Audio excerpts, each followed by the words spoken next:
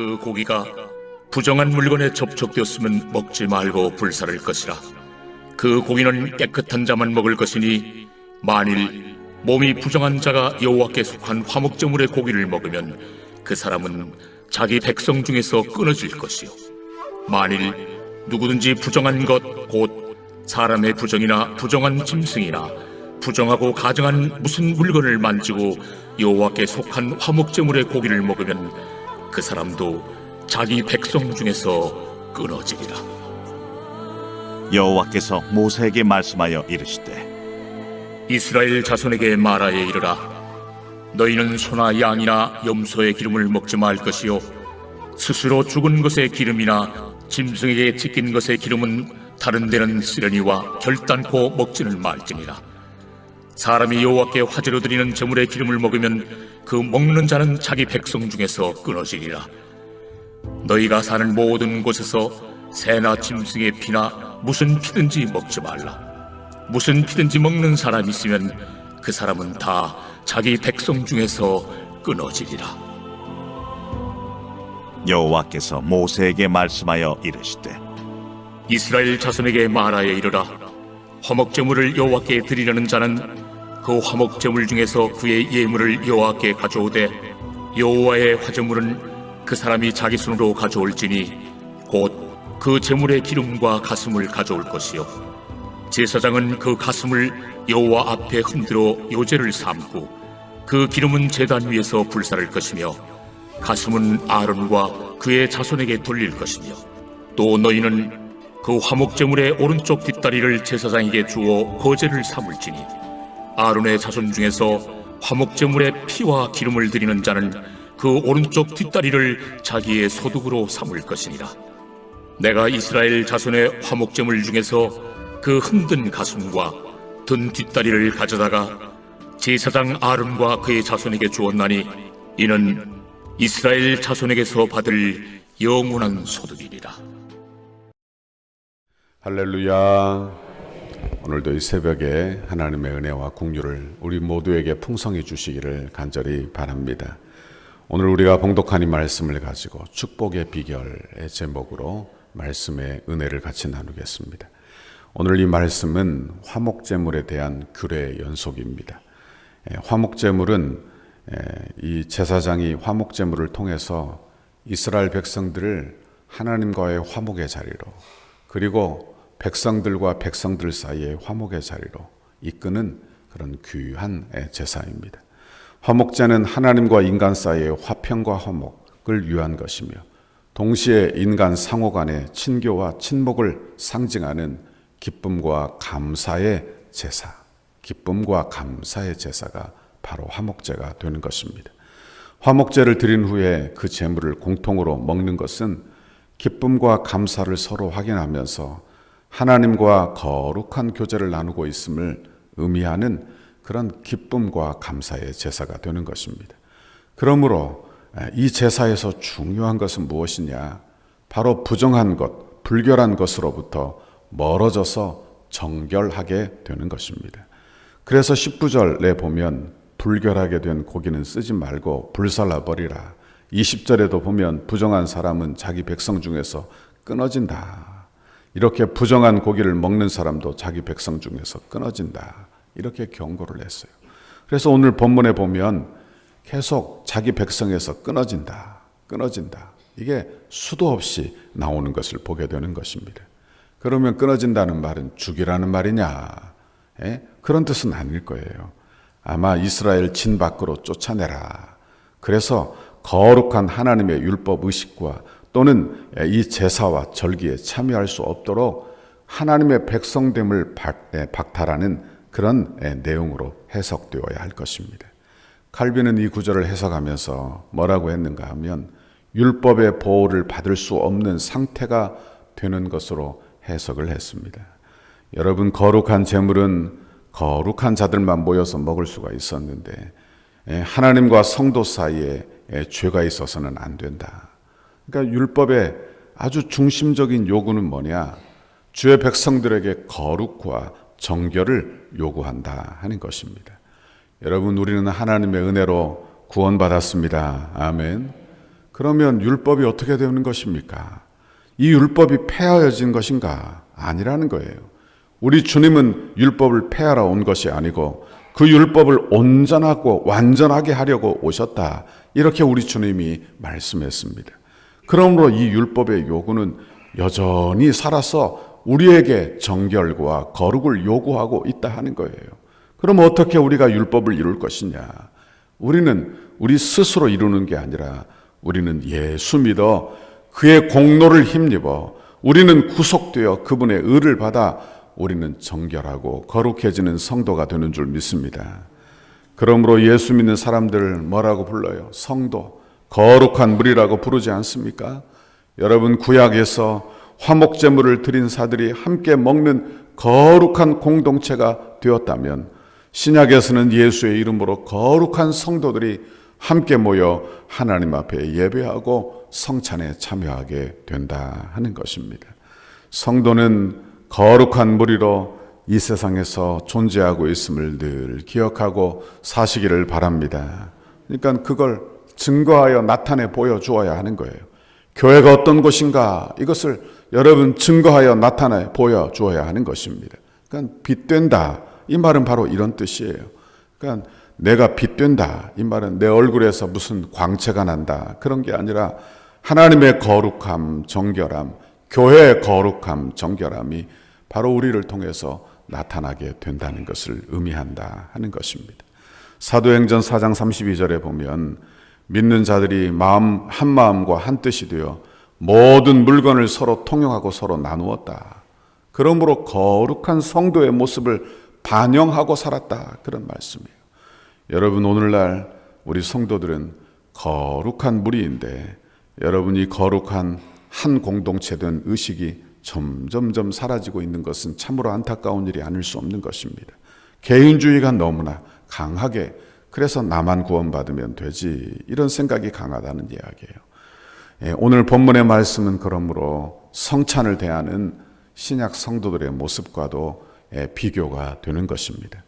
화목 제사를 드리는 그 모습, 성찬을 드리는 우리의 모습, 이게 거의 같은 모습이라 하는 말씀이에요. 그래서 고린도전서 11장 27절에 보면 누구든지 주의 떡이나 잔을 합당하지 못하게 먹고 마시는 자는 주의 몸과 피를 범하는 죄가 있다고 하신 것처럼 바로 이렇게 거룩한 화목제물을 주 앞에 나누고 서로 먹으며 정결하지 못한 삶, 정결한 거룩한 삶이 없으면 마치 이와 같아서 여러분 그들을 끊어내라 이렇게 말씀하고 있더라 하는 것입니다. 여러분, 우리는 정결한 삶, 거룩한 삶, 화목제적 삶을 사는 우리 모두의 오늘 하루가 되시기를 바랍니다. 이제 피와 내장의 기름을 먹지 말라고 했어요. 23절 이스라엘 자손에게 말하여 이르라 너희는 소나 양이나 염소의 기름을 먹지 말 것이요. 26절에 너희가 사는 모든 곳에서 새나 짐승의 피나 무슨 피든지 먹지 말라 했습니다. 여기에서 기름, 이 기름은 오일 이게 아니고 살찐 것, 부유한 것 이걸 뜻하는 지방질을 의미하는 것입니다.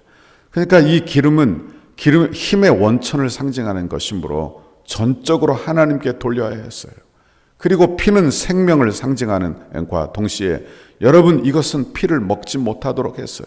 생명은 오직 하나님의 주권에 속해 있기 때문에 피를 먹는 행위는 하나님의 주권을 침해하는 것이 되었더라 하는 것입니다. 그러면 지금도 우리가 이것을 문자적으로 지키는가? 우리는 피가 들어가 있는 순대도 먹고 선지도 먹고 그러지 않습니까?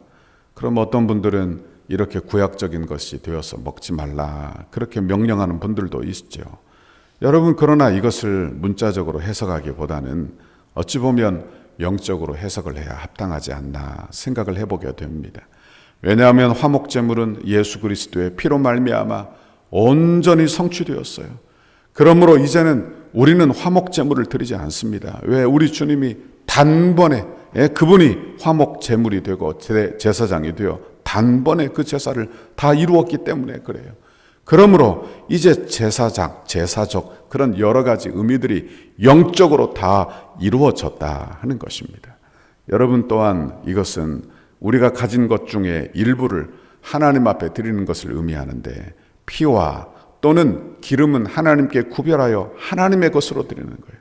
여러분, 우리의 물질 중에서도 11조는 구별하여 하나님의 것으로 드리는 이런 것에서도 우리는 이 의미를 찾아볼 수 있는 것입니다. 여러분, 우리는 우리의 물질뿐만이 아니라 우리의 삶도, 주일도, 날도 하나님의 것을 하나님의 것으로 구별하여 드리는 그런 믿음의 삶을 살기를 간절히 바랍니다. 그리고 28절 이하에 보면 이제 하나님에 의해서 제사장의 몫으로 규정된 희생 제물의 부위를 말씀하고 있어요. 그 부위가 뭡니까? 짐승의 가슴의 부분, 그리고 우편 뒷다리 부분을 이야기합니다. 31절을 보세요. 그 기름은 제단 위에서 불사를 것이며 가슴은 아론과 그의 자손에게 돌릴 것이며 또 너희는 그 화목제물의 오른쪽 뒷다리를 제사장에게 주어 거제를 삼을지니. 그래요. 제사장은 오직 성전에서 하나님의 일에 전념하는 사람들이에요. 그러니까 생계를 위해서 다른 일을 하지 않습니다. 그러므로 제사장은 세상의 일로부터 하나님의 일을 위하여 구별된 자이기 때문에 하나님께 드려진 예물 중에 일부를 그들에게 돌려주었다 하는 것입니다. 가슴 앞부분, 그건 전체, 이 가슴 앞부분의 전체를 의미하는 것입니다. 그리고 소와 양이나 염소의 경우에 뒷부분에 있는 그런 다리, 뒷다리는 양적으로 아주 큰 부분을 이야기하는 거예요. 그러니까 가슴과 뒷다리를 주었다. 이 말은 하나님께서 주의 일을 담당하는 제사장들에게 합당한 보상을 약속하셨다. 이런 내용이 되는 것입니다. 여러분, 주의 일을 열심히 감당하는 자에게 우리 하나님은 충분한 보상을 약속해 주고 계시는 말씀이 되는 것입니다. 여러분, 성도에게는 내세의 상급이 있으나 현세에도 하나님의 상급과 여러분 하나님의 은혜와 축복이 임하는 줄 믿습니다. 내 영혼이 잘됨 같이 범사가 잘되고 강건한 복을 우리에게 주시는 줄 믿습니다. 우리가 주의 뜻에 순종하고 충성하면 하나님 우리의 양식을 책임져 주신다고 약속하셨습니다. 마태복음 6장 33절, 너희는 먼저 그의 나라와 그의 의를 구하라. 그리하면 이 모든 것을 너희에게 더하시리라 했습니다. 제사장은 하나님을 위하여 구별된 사람이에요.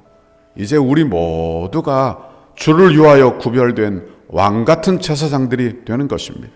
그러므로 성도가 이 땅에서 주의 영광 위에서 살면, 주의 나라 위하여 전심전력하고 살면 우리 주님이 반드시 책임져 주시고 그리고 축복하시는 것을 믿으시기를 바랍니다.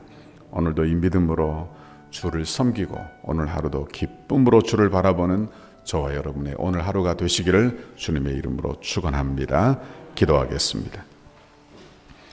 하나님 아버지, 고맙고 감사합니다. 오늘도 하나님의 귀한 말씀 우리에게 들려주시며 거룩한 화목제물을 통하여 예수 그리스도의 제사를 보게 하시고 하나님 그 모든 규례를 통하여 정결함과 거룩함을 배우도록 하나님 인도하시니 감사합니다. 하나님, 우리가 거룩한 제사장이 되어 아버지 주님의 몸된 교회가 거룩한 교회가 되어 하나님 이 땅에 거룩과 성도의 정결함을 드러내 보이는 아름다운 성도들, 아름다운 교회, 하나님 이것이 우리의 모습 되도록 주여 함께하여 주옵소서. 우리 안에 거룩하지 못하고 정결하지 못한 것을 예수 그리스도의 피로 제하여 주옵소서. 아버지, 그래서 하나님 부족하고 연약하지만 하나님 우리를 통하여 정결한 마음, 정결한 모습, 거룩한 모습이 하나님 이 지역에 다 드러나 하나님 우리를 통하여 예수 믿게 되는 하나님의 은혜와 축복이 임하도록 주여 함께하여 주옵소서. 감사합니다. 오늘도 이 믿음으로 살아서 승리하도록 복의 복을 내려 주옵소서. 예수님 이름으로 기도하옵나이다. 아멘. 우리를 향한 주님의 뜻을 이루소서. 백대 기도문 거룩한 헌신을 위하여, 화요일 11페이지입니다. 영적 성숙, 성령의 하나 되게 하신 것을 힘써 지켜 더욱 견고한 공동체로 결속되게 하옵소서. 모든 성도가 세상 욕심을 내려놓고 천국을 소망하는 한 단계 더 높은 경지의 믿음을 갖게 하옵소서.